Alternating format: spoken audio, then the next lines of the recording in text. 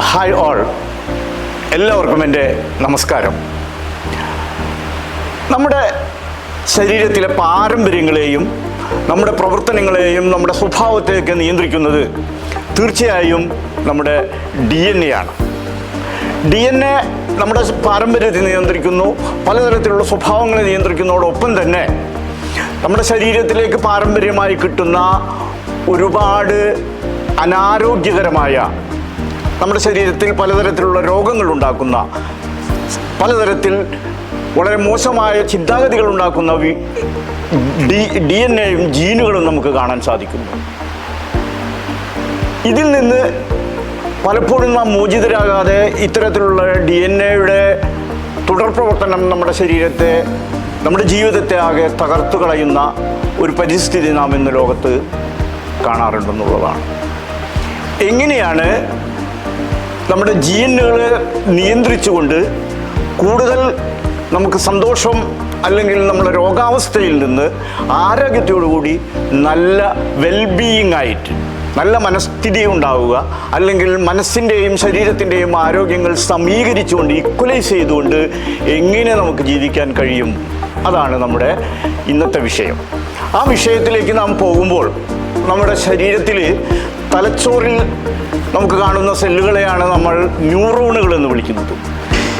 ഈ ന്യൂറോണുകളിൽ നടക്കുന്ന രാസവൈദ്യുത പ്രവർത്തനങ്ങളുടെ ഫലമായിട്ടാണ് നമ്മൾ പലപ്പോഴും നമ്മുടെ ചിന്തയും നമ്മുടെ ബോധവും വളർന്നു വരുന്നത്. നാം മനുഷ്യരിൽ നമുക്ക് മാത്രം കാണാൻ സാധിക്കുന്ന ഒരു പ്രത്യേകതയാണ് നമ്മുടെ ഫോർ ബ്രെയിൻ എന്ന് പറയുന്നത്.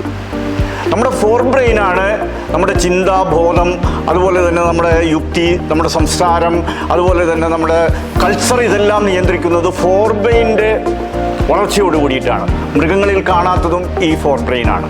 അതുകൊണ്ട് തന്നെ ഈ ഫോർ ബ്രെയിനിൽ ഉണ്ടാകുന്ന പ്രവർത്തനങ്ങളെ എങ്ങനെ ബാഹ്യമായ പ്രചോദനങ്ങൾ കൊണ്ട്, ബാഹ്യമായ ചില പ്രേരണകൾ കൊണ്ട് എങ്ങനെ നമ്മുടെ ബോധത്തെ ക്രമീകരിക്കാം, ഈ ബോധത്തെ ക്രമീകരിക്കുന്നതിലൂടെ നമ്മുടെ DNA-യുടെ പ്രവർത്തനങ്ങളെ, നമ്മുടെ അസുഖകരമായി ഉണ്ടാകുന്ന, അല്ലെങ്കിൽ നമുക്ക് മനോവ്യാധികൾ ഉണ്ടാകുന്ന, അല്ലെങ്കിൽ നമ്മുടെ ശരീരത്തിൻ്റെ സന്തോഷം കളയുന്ന DNA-യെ എങ്ങനെ നമുക്ക് നിയന്ത്രിച്ചു കൊണ്ടുവരാൻ കഴിയുമെന്നുള്ള ചില പഠനങ്ങളാണ് നമ്മുടെ എപ്പിജനറ്റിക് മെക്കാനിസം എന്ന് പറയുന്നത്.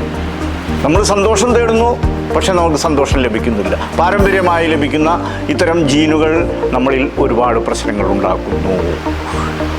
ഇതിൽ നിന്നുള്ള മോചനത്തിനായി നാം ബാഹ്യമായി നമ്മുടെ തലച്ചോറിന് സന്തോഷമുണ്ടാക്കുന്ന, നമ്മുടെ തലച്ചോറിന് ആനന്ദമുണ്ടാക്കുന്ന, നമ്മുടെ തലച്ചോറിന് സംതൃപ്തി നൽകുന്ന ഒട്ടനവധി പ്രവർത്തനങ്ങൾ നമ്മുടെ പ്രകൃതി തന്നെ നമ്മുടെ ജീവപരിണാമത്തിലൂടെ ശക്തിപ്പെടുത്തി വച്ചിട്ടുണ്ടെന്നുള്ളതാണ്.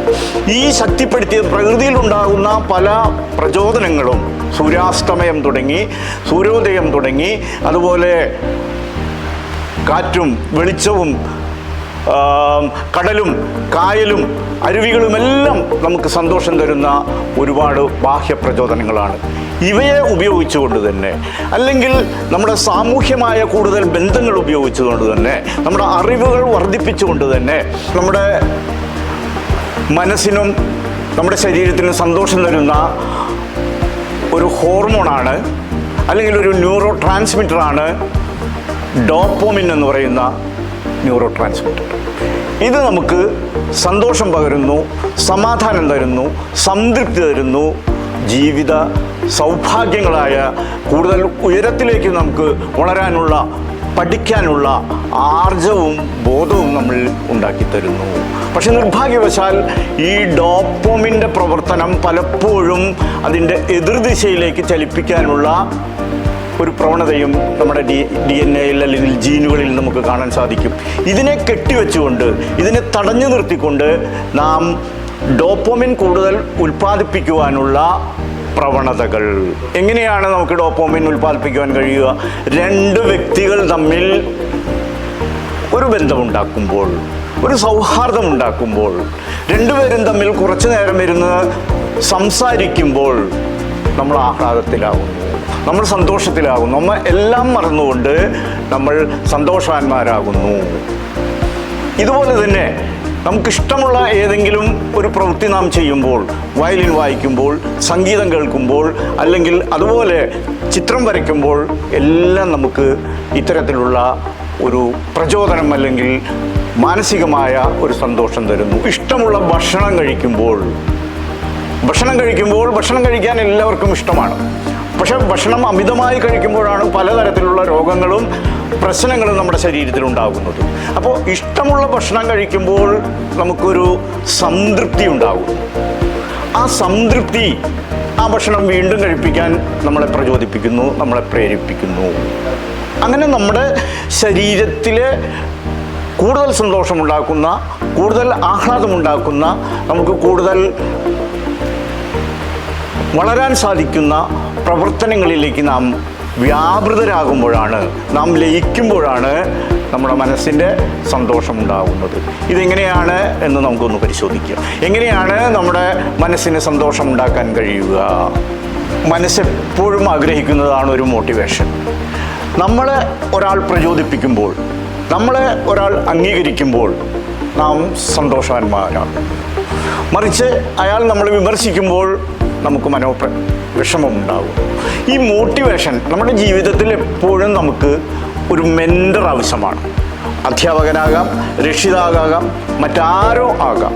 നമ്മളെ സ്ഥിരം പ്രോത്സാഹിപ്പിച്ചുകൊണ്ടിരിക്കുക, നമ്മൾ ചെയ്യുന്ന ഓരോ കാര്യങ്ങളും പ്രോത്സാഹിപ്പിക്കുകയും നാം ഒരു പ്രവൃത്തി ചെയ്യുമ്പോൾ അതിൽ നിന്ന് നാം ഒരു റിവാർഡ് സ്വീകരിക്കുകയും ചെയ്യുന്നു.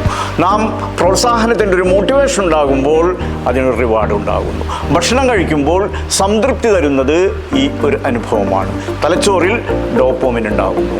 ഈ റിവാർഡ് ആണ് യഥാർത്ഥത്തിൽ നമുക്കുണ്ടാകുന്ന സന്തോഷം അല്ലെങ്കിൽ പ്രചോദനം എന്ന് പറയുന്നത്. ഈ ഡോപ്പോമിൻ ഒരു പ്രത്യേകതയുണ്ട്. ഡോപ്പോമിൻ അധിക നേരം നമ്മുടെ തലച്ചോറിൽ നിലക്കില്ല. അധിക നേരം നമുക്ക് ഈ സന്തോഷം നിലനിർത്താൻ കഴിയില്ല. ഈ സന്തോഷം നിലനിർത്താൻ കഴിയാതെ വരുമ്പോഴാണ് കൂടുതൽ സന്തോഷം ഉണ്ടാകുന്ന, കൂടുതൽ ഉത്തേജനം തരുന്ന മയക്കുമരുന്നുകളിലേക്കും മദ്യത്തിലേക്കും മറ്റ് പ്രവൃത്തികളിലേക്കും, ഗാംബ്ലിംഗ് പോലുള്ള, വീഡിയോ ഗെയിം പോലുള്ള, കുട്ടികളായാലും അത്തരത്തിലുള്ള പ്രവർത്തനങ്ങളിലേക്ക് അഡിക്റ്റ് ചെയ്ത് വഴിമാറിപ്പോകുന്നത്. അങ്ങനെ നമ്മുടെ ആവശ്യത്തിന് വേണ്ടതായ, ഉദാഹരണം പറഞ്ഞാൽ നാം സോഫ്റ്റ് ഡ്രിങ്ക് കുടിക്കാറുണ്ട്. ചെറിയ കുട്ടികളൊക്കെ സോഫ്റ്റ് ഡ്രിങ്കിൽ നിന്നാണ് അഡിക്ഷൻ തുടങ്ങുന്നത്. സോഫ്റ്റ് ഡ്രിങ്ക് കുടിച്ചു കഴിഞ്ഞിട്ടുണ്ടെങ്കിൽ ആദ്യം വളരെ സംതൃപ്തരാകുന്നു, റിവാർഡ് ലഭിക്കുന്നു, സന്തോഷം കിട്ടുന്നു. നിരന്തരമായി സോഫ്റ്റ് ഡ്രിങ്ക് ഉപയോഗിച്ചാൽ ആദ്യം കഴിച്ചത്ര ക്വാണ്ടിറ്റി നമുക്ക് സന്തോഷം നൽകുന്നില്ല എന്നുള്ളതാണ്. അല്പം കൂടി കൂടുതൽ ക്വാണ്ടിറ്റി നാം കഴിക്കാൻ നിർബന്ധിതരാകുന്നു. അപ്പോൾ മാത്രമേ സന്തോഷം ഉണ്ടാകുന്നുള്ളൂ. അങ്ങനെ നിരന്തരമായി നമ്മൾ സോഫ്റ്റ് ഡ്രിങ്കിന് അടിമപ്പെടുന്നു.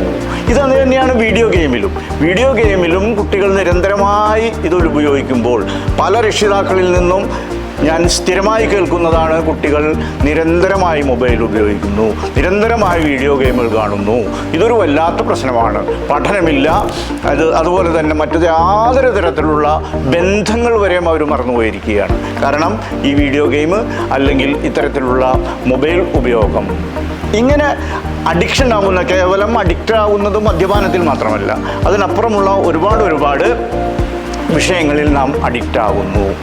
ഈ അഡിക്റ്റായി കഴിഞ്ഞിട്ടുണ്ടെങ്കിൽ പിന്നെ സ്ഥിരമായി ഡോപ്പോമിൻ്റെ പ്രവർത്തന ശക്തി കുറയുകയും കൂടുതൽ ഡോപ്പോമിനായി നാം കൂടുതൽ ഉപഭോഗത്തിലേക്ക് കടക്കുകയും ചെയ്യുന്നു.